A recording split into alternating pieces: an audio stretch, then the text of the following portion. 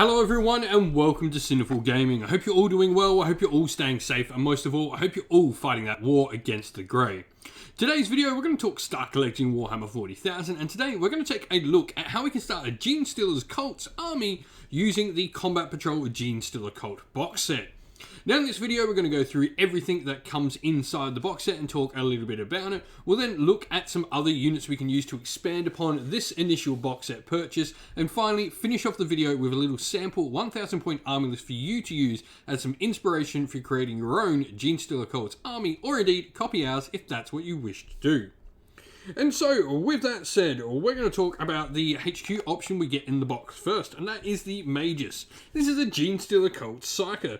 She's got the ability to take Psychic Familiars, where once per battle for each Psychic Familiar, she can reroll a Psychic test for this model, which is really nice, enabling you to get off the Psychic power you want. And Genestealer Cults do have quite a few good psychic powers: the ability to give +1 attack, the ability to do negatives to your opponent, do bonuses to you, a good variety of psychic powers available to you. She's also got the Spiritual Leader Aura ability, where you can put it on a friendly Cult Infantry or Cult Biker unit that is within 6 inches of this model, and each time a model in that unit would lose a wound as a result of a mortal wound in the psychic phase, on a d6 roller and on a 5-up, it's not lost. She's got her own Major Spire Staff as well, with her 4 stave as well there for +3 strength, -1 AP, damage d3 with her 3 attacks, so a little bit of combat potential there as well. Moving into the troops choices, and we actually get quite a few troops in here. We get 20 Neophyte Hybrids, which could be built as 2 units of 10 or 1 unit of 20 if you want, which is really cool. You got a variety of different weapons you can take, and a ton of different heavy weapon options for the units. Now, it will be said that you do not get the maximum loadout for each weapon, and so you're potentially going to have to, if you want one squad to have all of one heavy weapon, you'll have to have all of a different heavy weapon in the other squad of 10. Though you can freely mix and match the heavy weapons and special weapons for which have the same issue as much as you want. You get an icon in each unit, which is really nice, and you've just got a variety of different weapons, which is what I really dig about this unit. Cult icons are nice, where you can use to summon the cult ability to restore models in your unit. You've got things like seismic cannons, which are heavy 6, strength 4, -1 AP, damage 1, or can go the shortwave version for heavy 3, strength 6, -2 AP, damage 2. You've got some good anti-horde stuff in there as well. Things like heavy stubbers, and your grenade launchers are really nice with their blast effects on the grenade launcher. Just a variety of different weapon options that make for a really cool looking unit on the tabletop. Now, the other troops choice we get in this box set is the Acolyte Hybrids, and we get 5 of these. These are the ones that are much more transformed into Genestealers.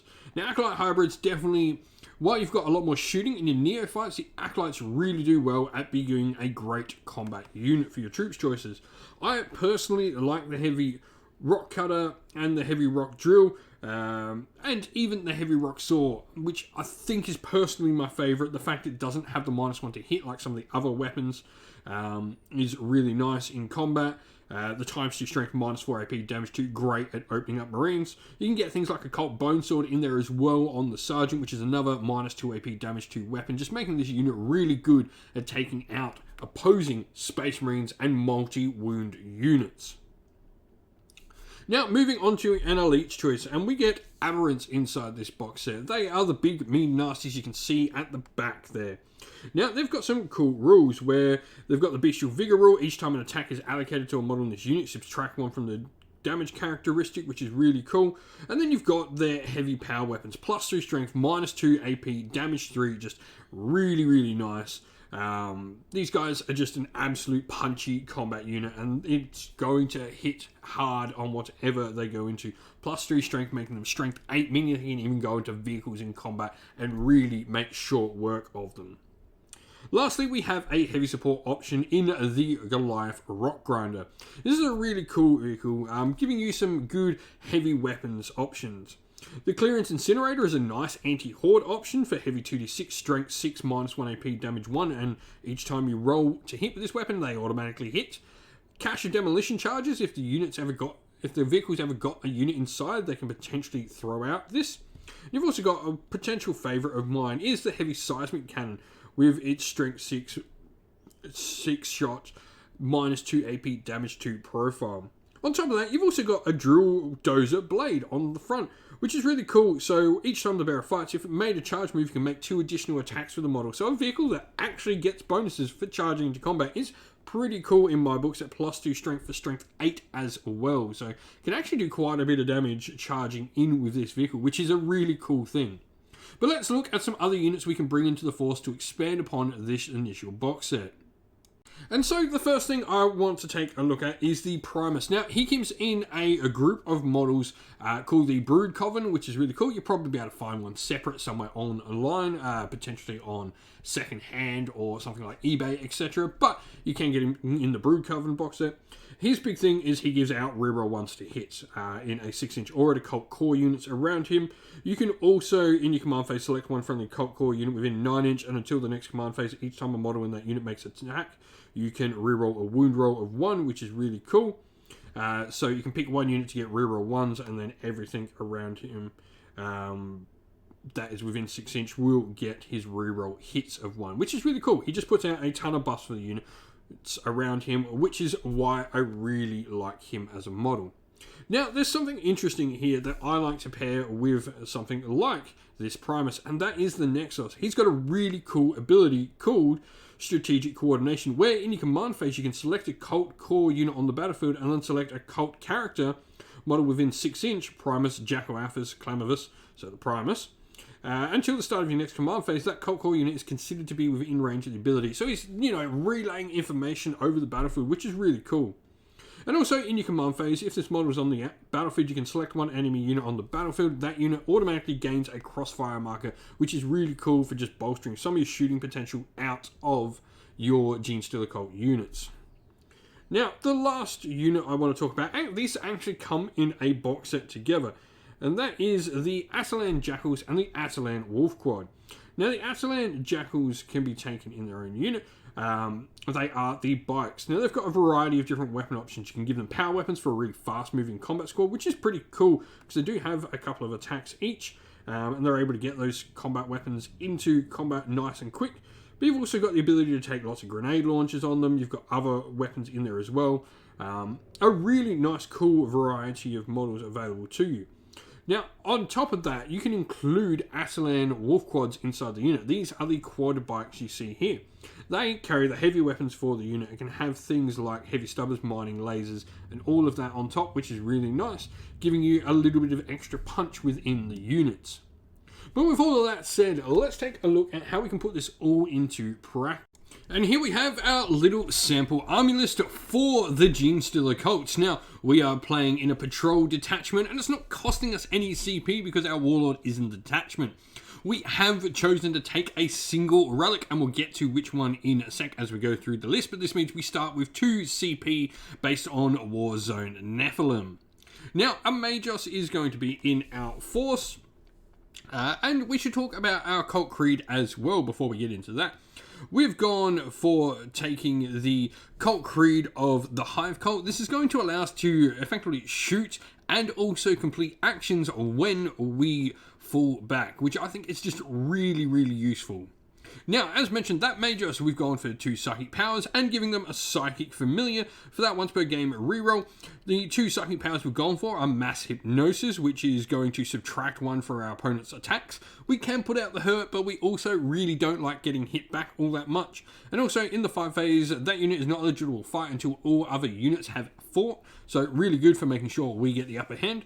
And then we've also gone for a Blessing Might from Beyond, where we can pick a friendly cult unit that's visible to the Psyker, and until the start of your next Psychic phase, add 1 to the attacks characteristic of our unit. So we can -1 our opponents and give 1 to ourselves.